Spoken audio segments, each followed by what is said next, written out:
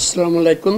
মাননীয় প্রধান উপদেষ্টা, গণপ্রজাতন্ত্রী বাংলাদেশ সরকার, আমি আপনার কাছে সুবিচার প্রার্থনা করছি। আমি একজন বীর মুক্তিযোদ্ধা, স্বাধীনতা যুদ্ধে সরাসরি অংশগ্রহণ করে এই দেশকে স্বাধীন করেছি। আমি স্বাধীন বাংলা ছাত্র সংগ্রাম পরিষদেরও অন্যতম সদস্য ছিলাম। ছাত্র জীবনে স্কুলে জেনারেল ক্যাপ্টেন ছিলাম, কলেজ ছাত্র সংসদের জিএস ছিলাম, বিবি ছিলাম এবং পরবর্তীতে ঢাকা মহানগর ছাত্রলীগের সভাপতি ছিলাম। বাংলাদেশের রপ্তানিমুখী শিল্প প্রতিষ্ঠান গার্মেন্টসের একজন উদ্যোক্তা। আমি বিএনপি সরকারের আমলে পরপর 5 বার সিআইপির খেতাব অর্জন করি। শ্রেষ্ঠ রপ্তানিকারক হিসেবে আমি পুরস্কৃত হই একাধিকবার। শিল্পায়নের জন্য আমি বুদ্ধিপুরাম থেকে স্বর্ণপদক লাভ করি।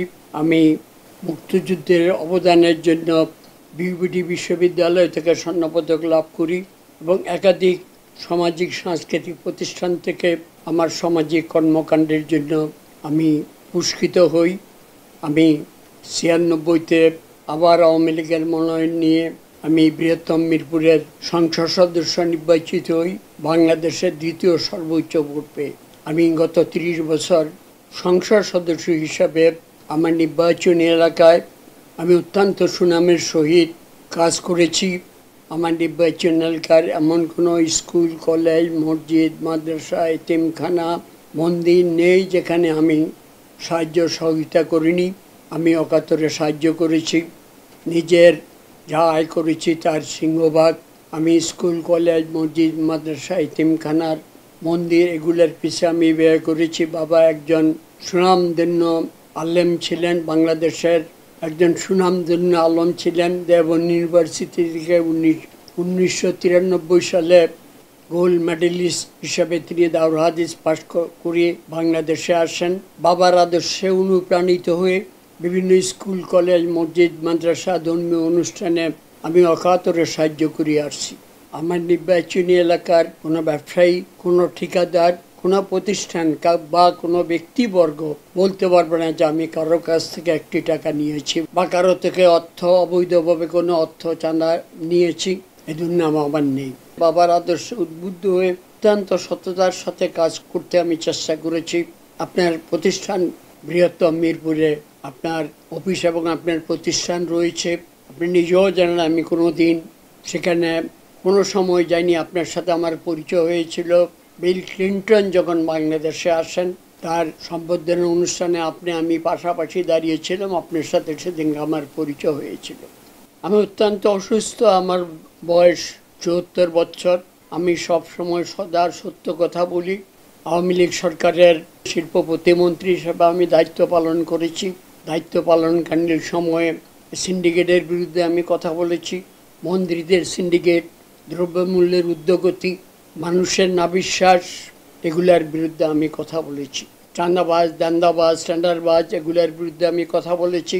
আমি সংসদে দাঁড়িয়ে শিক্ষামন্ত্রী, বাণিজ্যমন্ত্রী, আমাদের আইনমন্ত্রী, আমাদের খাদ্যমন্ত্রী এদের বিরুদ্ধে আমি কথা বলেছি।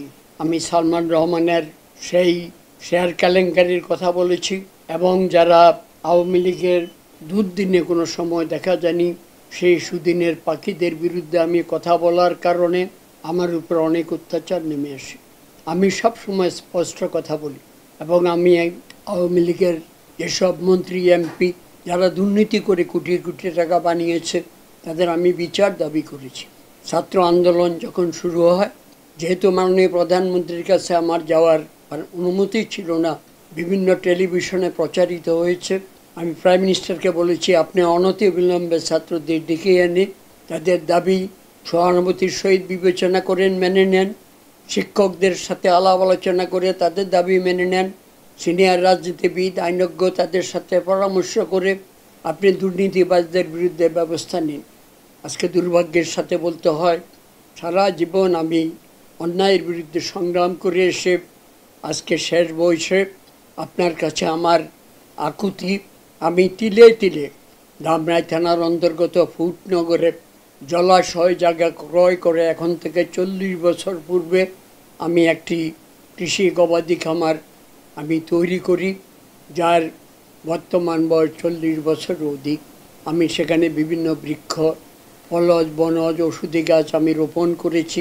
আমার সেখানে ১,৫০০-এর মতো দুধের গাভী এবং বাছুর ছিল। আমার সেখানে ভেড়ার ফার্ম ছিল। আমার ফার্মে ৫০০-র উপরে ভেড়া ছিল, ৪০০-র উপরে ছাগল ছিল এবং দুম্বা ছিল, গয়াল ছিল। আমি বন বিভাগ থেকে হরিণ পালনের কমার্শিয়াল লাইসেন্স আমি গ্রহণ করি এবং সেখানে আমি চিড়িয়াখানা এবং সেনাবাহিনীর গল্ফ ক্লাব থেকে আমি ১৮টি হরিণ সংগ্রহ করি, যা বর্তমান সংখ্যা ২০০-র উপরে দাঁড়িয়েছে। আমি ময়ূর লালন পালন করতাম। আমার বন বিভাগের লাইসেন্স রয়েছে। অত্যন্ত দুঃখ পরিতাপের সাথে বলতে হয়, ৪০ বছর যে প্রতিষ্ঠানটিকে আমি লালন পালন করেছি, আমার এই প্রতিষ্ঠানটিকে আমার এই ছিল যে বাংলাদেশে আমি দুবাইতে মিরাকেল গার্ডেন গিয়েছিলাম, সেখানে দেখেছি আমি ওই ধরনের একটি গার্ডেন করার পরিকল্পনা আমি নিয়ে এখানে কাজে হাত দিয়েছিলাম। দুঃখের সাথে বলতে হয়, ৫ই আগস্টের পরিবর্তনের পর আমার এই খামারের সমস্ত গরু, ছাগল, হাঁস, মুরগি সব লুটপাট করে নিয়ে যায়। পুকুরের কোটি কোটি টাকার মাছ লুটপাট করে নিয়ে যায়, এখনও লুটপাট চলছে। আমার সেই সেগুন, মেহগিনি গাছ যেগুলি আমি ৪০ বছর আগে রোপণ করেছি, সেসব গাছ সকাল বিকাল কেটে এগুলি নিয়ে যাওয়া হয়েছে, এখনও নিয়ে যাচ্ছে। গরিব অসহায় মানুষদের জন্য সেখানে আমি এতিমখানা করে দিয়েছি, মাদ্রাসা করে দিয়েছি, মসজিদ করে দিয়েছি। এতিমদের থাকা খাওয়ার প্রয়োজনীয় ব্যবস্থা আমি করেছি। কোনো রকমের কোনো সাহায্য সহযোগিতা ছাড়াই আমার নিজস্ব অর্থায়নে আমার বড় ছেলে এখন থেকে ৭ বছর পরে মৃত্যুবরণ করেছে, তার নামে ট্রাস্ট করে সেখানে এটি পরিচালিত হয়ে আসছিল। বাংলাদেশের একটি অন্যতম আধুনিক এতিমখানা, যেখানে ছেলেরা ঘরে মতো অবস্থায় থাকে, প্রত্যেকের জন্য পৃথক পৃথক খাট, ম্যাট্রেস এবং তাদের থাকা খাওয়া, কাপড় চোপড়, কোনো দান মাত্র নেই, কারো কোনো সহযোগিতা ছাড়াই এটি পরিচালিত হয়ে আসছিল। ২০০-র উপরে এতিম সেখানে ছিল। মাদ্রাসার দারুল হাদিস পর্যন্ত সেখানে ৩০০-র উপরে ছাত্র লেখাপড়া করত। এটি দুর্ভাগ্য যে সেখানকার কিছু সন্ত্রাসী, নাম জানা সন্ত্রাসী আমার এই সমস্ত জিনিসপাতি লুট করে নিয়ে যাওয়া হয়। মাদ্রাসার এতিমদেরকে মারধর করে বের করে দেওয়া হয়, মাদ্রাসার ছাত্রদেরকে বের করে দেওয়া হয়, মাদ্রাসার সমস্ত জিনিসপাতি লুটপাট করে নিয়ে যাওয়া হয়, এতিমখানার সমস্ত জিনিসপাতি লুটপাট করে নিয়ে যাওয়া হয়, এমনকি মসজিদের মাইক ক্যাসি লুটপাট করে নিয়ে যাওয়া হয়। আমি যদি অপরাধ করে থাকি, অবশ্যই আমি মনে করি আমার বিচার হওয়া উচিত। আমার দৃঢ় বিশ্বাস, আমার পিতামাতার আশীর্বাদে আমি অন্তত খুব বলিষ্ঠভাবে বলতে পারি, আমি কোনো দুর্নীতির সাথে কোনো দিন জড়িত ছিলাম না, আমি কোনো দুর্নীতি করি নাই। আমার নির্বাচনী এলাকায় আমি কাউকে রাজনৈতিক দৃষ্টিভঙ্গিতে দেখি নাই। বিএনপি, জামাত যেই এসেছে আমি তাদের সবার সাহায্য সহযোগিতা করতে আমি চেষ্টা করেছি, কারো প্রতি আমি অবিচার করিনি। আমি অত্যন্ত অসুস্থ, আমি 4 বেলা ইনসুলিন নেই, আমার 4টি হার্টের ব্লক, রিং ভরা, আমার কিডনির সমস্যা রয়েছে, আমি নানাবিধ রোগে আক্রান্ত। ছাত্ররা যখন আন্দোলন করে আমি তাদের আন্দোলনকে সমর্থন দিয়ে, যেহেতু আমি অসুস্থ, আমি রাস্তায় কোনোদিন বাইর হইনি।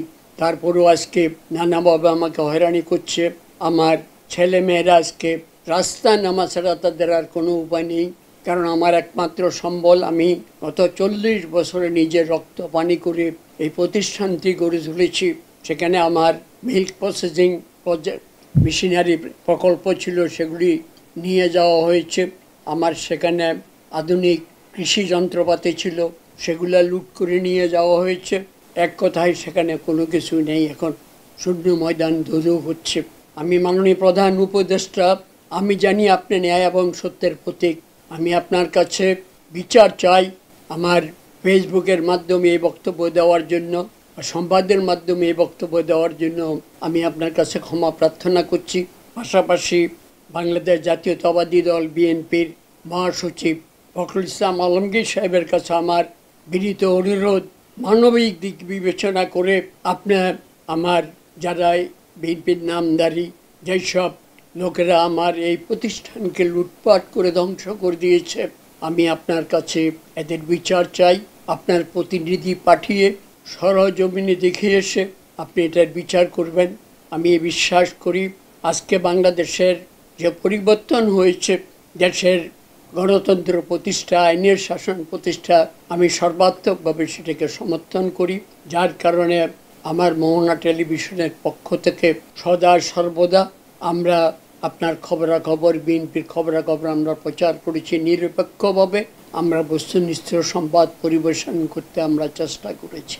অনেক সময় হয়তো করতে পারি নাই, তারপরেও আজকে আমার এই বৃদ্ধ বয়সে আমি আপনার কাছে মিনতি জানাই, আপনি আপনার প্রতিনিধি পাঠিয়ে যারা আমার এই প্রতিষ্ঠানকে লুটপাট করেছে তাদের বিচারের আওতা নিয়ে আসে এবং আমার লুণ্ঠিত এই প্রতিষ্ঠানের যাবতীয় জিনিসপাতি যাতে উদ্ধার হয় এবং এই মসজিদ, মাদ্রাসা, এতিমখানা যেভাবে ধ্বংস করেছে তার যাতে বিচার পাই, আমি তার জন্য আপনার কাছে বিনীত অনুরোধ করছি। আমার এই প্রতিষ্ঠানটি 40 বছর আগে থেকে আমি শুরু করে তিলে তিলে আজকে এই প্রতিষ্ঠানটি আমি গড়ে উঠেছি। আমি গর্ব করে বলি, আমি কোনো দুর্নীতির সাথে কোনো দিন জড়িত ছিলাম না, আমি কোনো দুর্নীতি করি নাই, বিদেশে আমার কোনো বাড়িঘর নাই।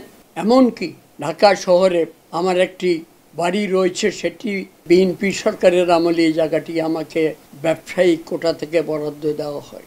আওয়ামী লীগের আমলে বা মুক্তিযুদ্ধ হিসাবে বা একজন সংসদ সদস্য হিসাবে আমি কোনো রকমের কোনো সুযোগ সুবিধা নেইনি। আমার কোথাও কোনো ব্যাংক ব্যালেন্স নাই, বিদেশেও নাই, বাংলাদেশেও নাই। আমি এটা দৃঢ়তার সাথে বলতে পারি, কোনো দিন কোনো অন্যায়ের সাথে, কোনো অবৈধ লেনদেনের সাথে আমি কোনো দিন জড়িত ছিলাম না। চোখে দেখেছি, অনেকের প্রতিবাদ করেছি, প্রতিবাদে কাজ হয় নাই। মেরে ফেলার হুমকিও এসেছে আমার প্রতি। দৈনিক যুগান্তরের প্রথম পাতা সেটি ছাপা হয়েছিল বিশাল আকারে। সিন্ডিকেটের বিরুদ্ধে কথা বলার জন্য, দুর্নীতির বিরুদ্ধে কথা বলার জন্য বহুবার আমাকে মেরে ফেলার হুমকি দেওয়া হয়েছে। তারপরেও আমি সত্য কথা বলতে থামি নাই। কাজে আমি আজকে আপনাদের কাছে ন্যায় বিচার প্রত্যাশা করি। আমি যদি কোনো অন্যায় করি, আমার বিচার আপনারা করেন, আইনের মাধ্যমে করেন। আমি আপনার দলের বা অন্য কোনো দলের কোনো নেতা কর্মীকে কোনো রকমের হয়রানি করি নাই, নির্যাতন করি নাই, মামলা দেই নাই। প্রয়োজনে আমার নির্বাচনী এলাকা বৃহত্তম মিরপুরে যে কোনো আপনার দলের যে কোনো নেতা কর্মীকে থেকে খবর নিতে পারেন। আমি কোনো সময় তাদেরকে কিনা, বরং আমি যতটুকু পেরেছি আমি সহযোগিতা করেছি তাদেরকে। যারা বিপদগ্রস্ত ছিলেন আমি তাদেরকে সহযোগিতা করেছি। আজকে তাই আমার প্রার্থনা, এই শেষ বয়সে, জীবনের শেষ লগ্নে এসে আপনাদের কাছে আমার আকুল আবেদন, আমার পরিবারকে রক্ষা করেন, আমার ছেলে মেয়েদেরকে রক্ষা